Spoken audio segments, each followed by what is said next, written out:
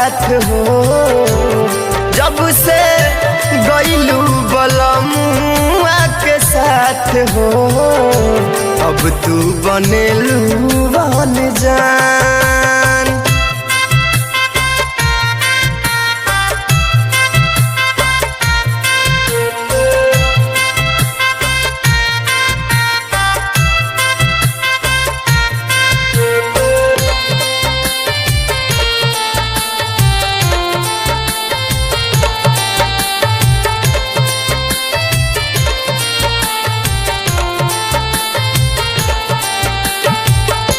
डर बाड़े सैया से की जान न जाए तहरा पहिला मिलन के।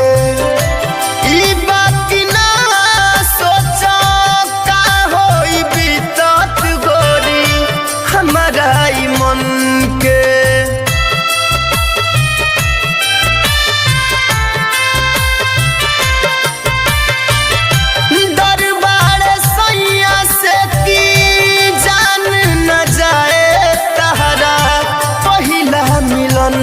के ई बात ना सोचा का होई बीतत गोरी हमारा ई मन के। पूछलो पलागे जाई जान कहियो तोरवे में बीतत रहे रात हो। अब तू बनेलू बन जान कहियो तोरवे में बीतत हो। अब तू बनेलू बन जान।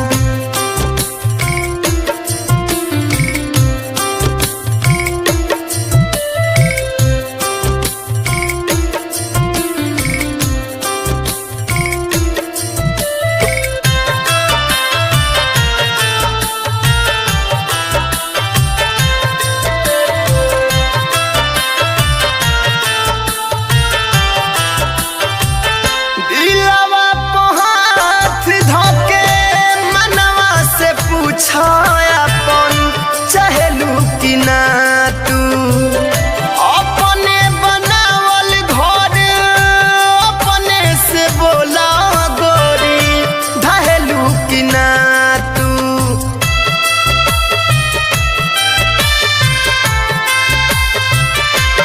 हो दिलवा पे हाथ धोके मनवा से पूछा अपन चहलू कि ना तू अपने बनावल घर अपने से बोला गोरी ढहेलू कि ना तू। बोलू के ले गइलू परान कहियो ओ रवे में कटत रहे रात हो। अब तू बनेलू बन जान। जब से गइलू बलमुआ के साथ हो, अब तू बनेलू बन जान